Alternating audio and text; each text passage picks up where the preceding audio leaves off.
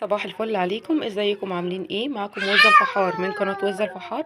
النهاردة ان شاء الله هنعمل مع بعض قراقيش العيد بطريقة سهلة وبسيطة جدا جدا. انا معايا كيلو من الدقيق، حطيت عليه معلقة بيكنج باودر كبيرة ممسوحة، حطيت معلقة سكر، كيس خميرة، واربع معالق من السمسم المحمص. هقلب المكونات الجافة دي كلها في بعض، وبعد كده هنشوف مع بعض هنعمل ايه. حطيت كمان عليهم يا جماعة معلقة ونص كبار من الشمر واليانسون المطحونين.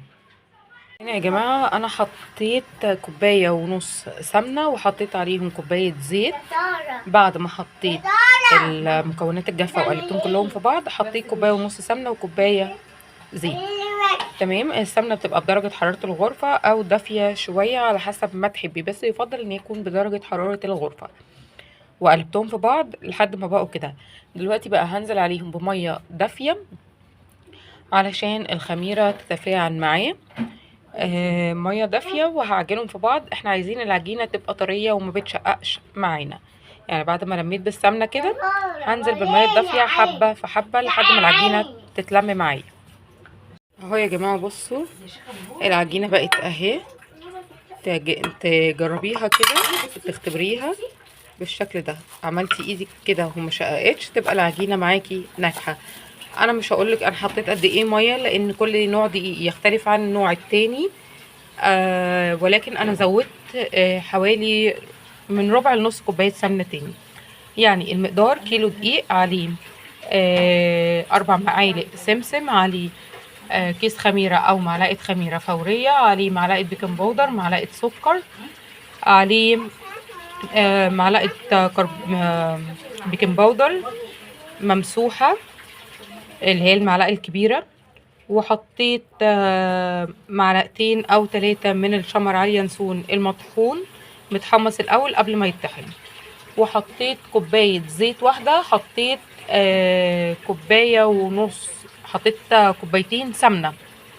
يعني كوبايتين سمنة وكوباية زيت مع كيلو دقيق مع معلقتين شمر على ينسون مع اربع معالق سمسم ومعلقه بيكنج باودر مع ومعلقه سكر ومعلقه خميره ومعلقه سكر.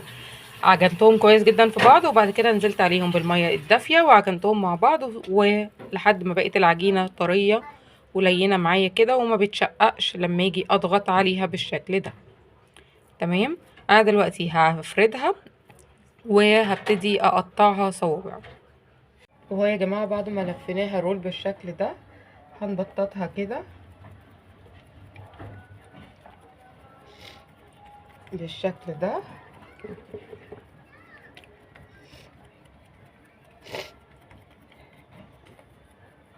كده بالسمك بقى اللي انت تحبيها.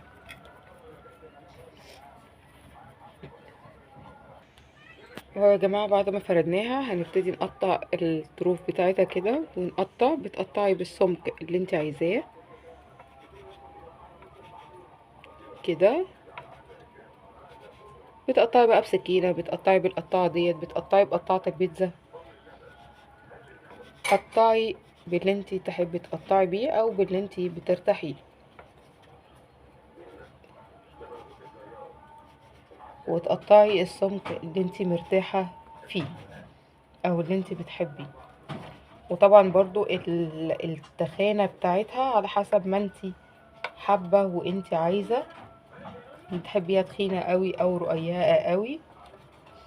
بس انا بعملها في الوسط يا جماعة، ما بعملهاش لا تخينة ولا رفيعة. وبتجيبي الصينية بتاعتك ترصيها بالشكل اللي انتوا شايفينه ده كده، وبتدخليها فرن سخن.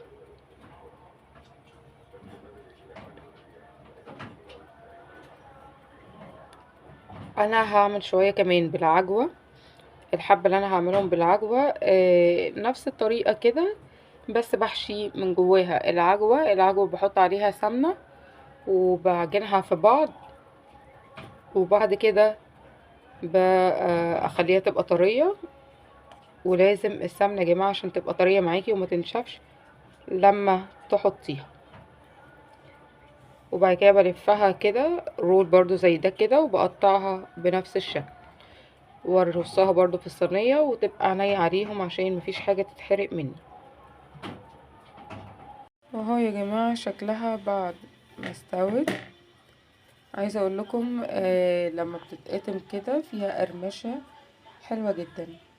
في النهاية لو عجبكم الفيديو بليز لايك وشير. كانت معاكم موزة الفحار. باي باي.